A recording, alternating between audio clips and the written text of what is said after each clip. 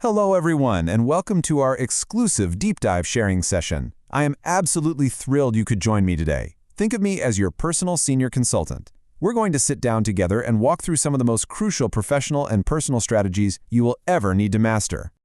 Welcome to Empower Fantastic Life. Find your power, live without limits. Today we are exploring the brilliant, highly practical insights from Hal Moebius's book, Resolve. And right out of the gate, Moebius presents a very candid, core premise. Despite what we might proudly tell ourselves, most of us do not naturally cooperate or fight when faced with a conflict. In reality, our absolute most powerful human instinct is simply to run away. So to help dismantle this innate fear, I've structured this explainer as a true professional consultant's playbook. Here is our roadmap for today. We'll start with the conflict avoidance trap. Then, we'll break down the 2 types of confidence. Third is practicing disciplined curiosity. Fourth, we'll discuss why we must fix internal conflicts first. And finally, we will explore the real win-win. Let's dive right into Section 1, the conflict avoidance trap. So often we disguise our natural instinct to avoid friction by telling ourselves we're just being mature, right? We're just keeping the peace. But is that really what's happening beneath the surface? Avoidance creates temporary peace, sure, but it breeds long-term resentment and ultimately leads to broken relationships. Dodging a difficult conversation feels incredibly safe and comfortable in the moment, but over time, it silently destroys trust. We really have to shift our mindset from passive avoidance, which is honestly just a sophisticated excuse for running away, to active engagement. We need to view conflict not as a threat, but as a genuine opportunity to solve a problem together. Let's use a very common, everyday analogy to visualize this. Imagine you have a roommate whose early morning alarm constantly wakes you up. To keep the peace, you say absolutely nothing. You avoid the conflict entirely. But day after day, resentment silently builds in the background. Fast forward 3 months, and you finally explode over something entirely unrelated, like a single dirty spoon left on the kitchen counter. The relationship fractures, not because of the spoon, but because avoidance allowed a minor, highly fixable issue to mutate into deep-seated resentment. That brings us to Section 2, 2 types of confidence.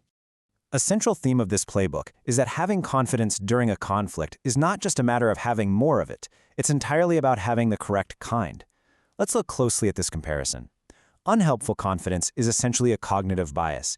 It's blind optimism. It's assuming your view is the absolute truth and completely ignoring objective risks, a trait we unfortunately often see in overly aggressive leaders. Helpful confidence, by contrast, is emotional and behavioral. It is the cultivated ability to stay remarkably calm under intense pressure, carefully listen to the other side, and thoughtfully propose effective solutions. To break this down a bit further, think about that one overconfident relative at a holiday dinner. We all know exactly who I mean. They sit at the head of the table, loudly proclaiming their opinions on everything, absolutely certain they know best, and completely refusing to listen to anyone else's perspective. That is unhelpful confidence. Helpful confidence, on the other hand, is the gracious host who calmly navigates that sudden tension, asks thoughtful questions, and smoothly steers the dinner back to an enjoyable evening for everyone.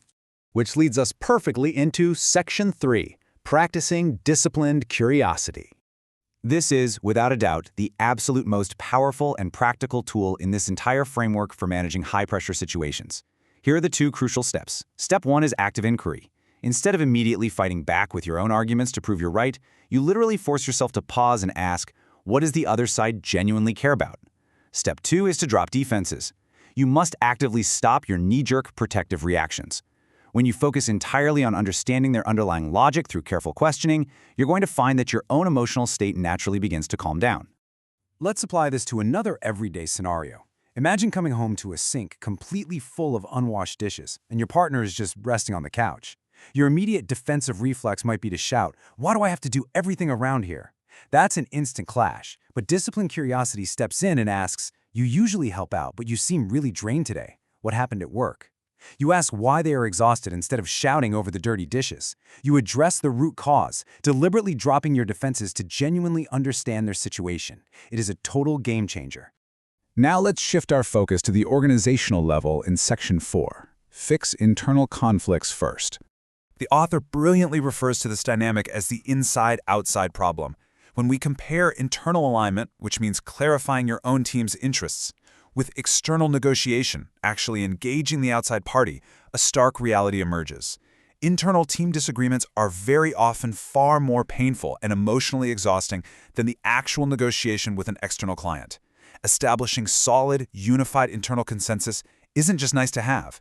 It is an absolute prerequisite before you ever step foot into an external meeting. To make this highly relatable, think of it like trying to book a family vacation. Imagine sitting in front of a travel agent, wallet out, ready to pay, but your spouse wants a quiet, relaxing beach in Hawaii, while your teenager is loudly demanding a busy ski resort in Colorado. You cannot possibly negotiate a good package with the travel agent, the external party, until you resolve the internal conflict and actually agree on where your family wants to go.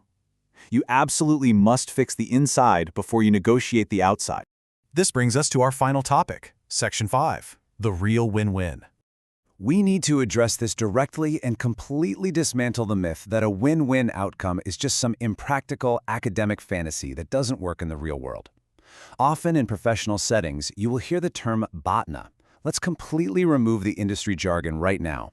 BOTNA simply means knowing your absolute best backup plan before you ever start negotiating. A true win-win doesn't magically happen just because everyone is trying to be polite. It requires systematic preparation, understanding the other party's core interests, and carefully designing reasonable trade-offs. It's exactly like learning to play a sport, like tennis. You don't just walk onto the court and expect to play like a professional. It requires methodical practice, reflection, and a clear game plan.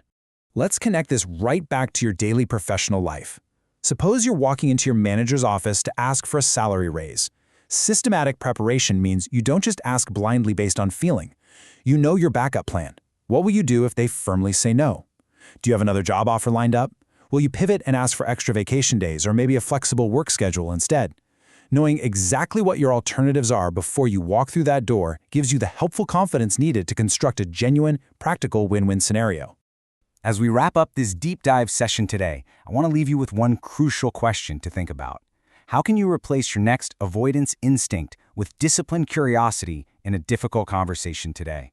I highly encourage you to take these strategies, identifying helpful confidence, fixing your internal alignments first, and preparing a solid backup plan, and actively apply them to a real-life situation this week. You've been listening to Empower Fantastic Life, Jaeger Empowerment Academy. See you next time. Bye-bye.